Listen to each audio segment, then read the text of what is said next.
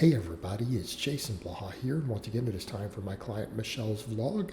And of course we start our week off with bench press, and for those who are curious how we're currently training, I've broken away from traditional conjugate, and now she does 4-day max effort with a bench press day and then a squat and deadlift day. So squat and deadlift are done on their own day, along with supplemental work for each exercise, and it's done in basically a 4-day upper lower. So in that regard, very, very similar to a conjugate. So what we're doing there, we did training max, and on this one, I'm going to do her first 2 days training max, and I'll put the supplemental work from the back half of the weekend. The last couple of these vlogs, I've done it the other way around. So that was a 160 bench press, and I believe that was a 275 squat, and then she does a 330 deadlift. And then for the subsequent ones I'm going to do later, it's the same list, but we went up 5 pounds on the squat. So her lifts for the week, her best lifts of the week are a 160 bench press, a 280 squat, and a 330 deadlift. So we did training maxes up front, so then this is repeating the training maxes on a later day in the week, and usually her benching goes a little better. I'm teaching her to not rush her setup so much. Because again, a lot of times she used to really rush through that setup. You know, she jumps in and just unracks immediately, and sometimes wouldn't have her feet set. But she's gotten a lot better about that, which we're seeing displayed there. And then for supplemental work on her bench press day, right now I have her doing 5 sets of bench pressing afterwards. So she comes in and does bench press with a pause, using a nice wide grip for sets of 10. Right now, her chest is her weak link on the bench press. So, if we're talking about getting to a 185 or a 200 bench, which is going to happen, it's absolutely going to happen. We have to get her pectorals bigger. But she has a long history of being a very tricep dominant bencher because due to some shoulder issues, she was not able to bench with anything but a close grip for pretty much her entire training history. And I managed to get everything strong enough to where she can use a wider grip, which is going to give her, a better leverage advantage, range of motion. But she has very, very strong triceps from basically a couple of years of close grip benching. So you guys will see when she does her tricep work coming up, her triceps are crazy strong, but her pecs are lagging. And of course, her lats are strong too. She can crank out chin-ups and pull-ups. So here she is doing chin-ups. So we do pause benching, we do chin-ups. Then she does JM presses, which is, again, a tricep exercise. And note that the weight on the bar here, she's doing her triceps with this. So put that in perspective, right? That bar, it's a 45-pound bar plus those plates. I believe this is 65 pounds?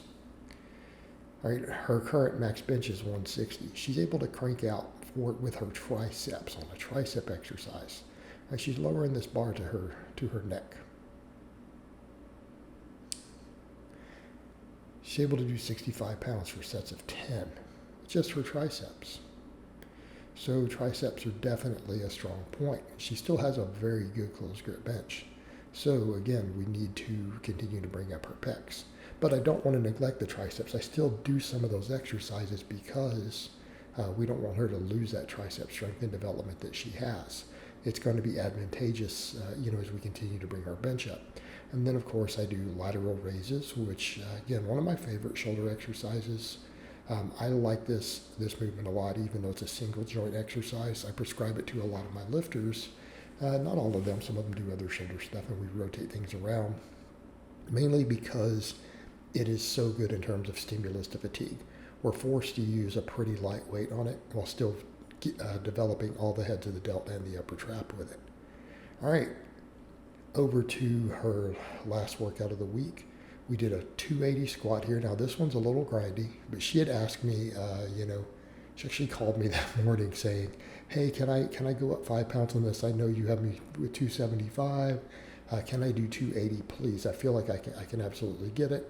And I let her do it, but I told her it needed to be fast.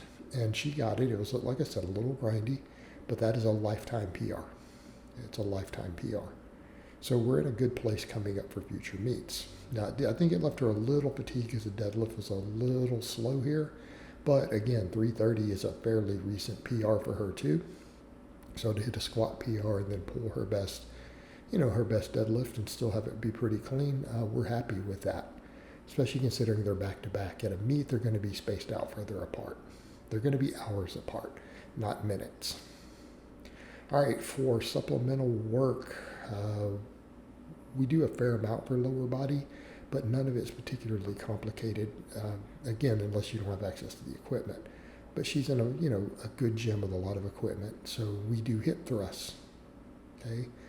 Hip thrusts. Everything else is done pretty much on machines beyond this, as far as most of her supplemental work, but this is her one barbell supplemental lift.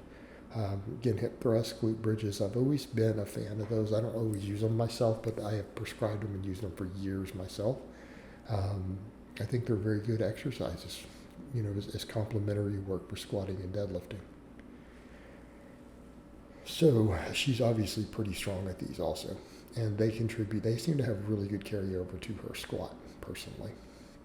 All right, then we do leg presses, single leg presses. Again, an exercise I'm a fan of, particularly for my lifters who don't have access to a belt squat. I'll be the first to admit, as far as just squat pattern movements, I'm a massive advocate of the belt squat. Majority of people don't have access to one. A lot of my clients have one in their house, which you guys have seen in various vlogs over time. Some of them have them in their gyms, and if they do, we use it. We will absolutely use it. But if they don't, I like the leg press, and I particularly like single leg, for reasons I've covered in the past of it lets us not have to load insane amounts of plates on and off. Because that's the biggest problem with a strong lifter on a leg press slide is the sheer amount of weight that they have to load on there to get a challenging workout, right? I mean, let's be realistic here. 1,000 pounds on a leg press is not that impressive for a man. It's impressive for a woman, not for a dude. So you see the problem with loading plates. What happens if we're loading 1,500, 2,000 pounds? I think it just gets ridiculous loading that up. And when we go to a single leg, it dramatically reduces the amount of weight we have to load. So again, one reason I like to prescribe single leg pretty often. All right, for additional work beyond that, she does glute ham raises, which she does weighted. Again, hamstring exercise that does work all functions of the hamstring. So again, a movement I'm a big fan of for people who have access to this device. And I'm not a fan of the Nordic hamstring curl. A lot of people will say, well, if someone doesn't have one, doesn't that work? I'm like, I think it's risky to the knees, to be honest. I think it puts too much stress on the knee that we don't need. All right, she does reverse hyperextensions. Again, I'm a massive advocate for this exercise, for this device. I have said for years that I believe every gym that should have one of these, that it's almost criminally negligent for a gym to not have this device. Right? It's almost criminally negligent. like maybe gyms need to be fined for not having one. Almost needs to be a mandatory piece of equipment. That's how strongly I feel about this exercise. Again, I've owned 2 of them personally. So I put my money where my mouth is there.